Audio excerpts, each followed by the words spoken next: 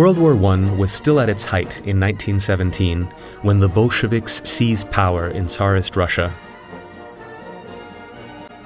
Supporters of the old ruling class turned their weapons against the new power, but eventually it was the Red Army that prevailed. The revolution was led by Vladimir Ilyich Lenin. The Bolsheviks established the system of a dictatorial regime. The Red Terror claimed countless innocent victims too. In 1922, Soviet Russia became a confederation of republics called the Soviet Union.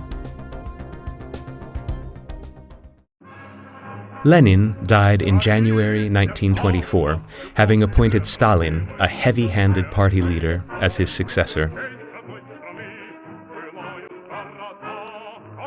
Although Lenin too had been a dictator, he allowed some room for debate. Stalin, however, did not tolerate dissenting voices. His most dangerous opponents were forced into exile, assassinated, or sentenced to death in show trials. Hundreds of thousands of innocent people were executed under the same pretext, and millions were deported and imprisoned in forced labor camps called gulags.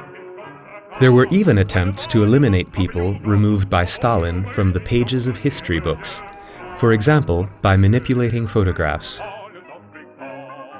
The head of the secret police, who was eventually executed, was removed from the right side of this picture. A cult of personality was gradually developing around the figure of Stalin. The picture of the wise leader was hung everywhere. It was compulsory for audiences to greet and celebrate him with rhythmic applause and ovation during his speeches. Towns and factories were named after him, and monumental statues were erected everywhere in his honor. By the end of the 1920s, the system of a strict planned economy was introduced in the Soviet Union, meaning that the economy was not governed by market conditions, but by central directives. To catch up with other countries, Stalin ordered speedy industrialization, thus increasing production at a breathtaking pace.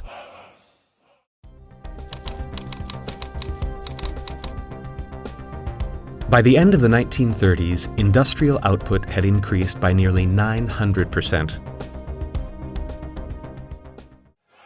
However, the strong emphasis laid on heavy industry was at the expense of agriculture and light industry, and, as a result, production in those sectors dropped drastically. Private property held by peasants was also collectivized. Thus, apart from the terror, a lack of food claimed many victims.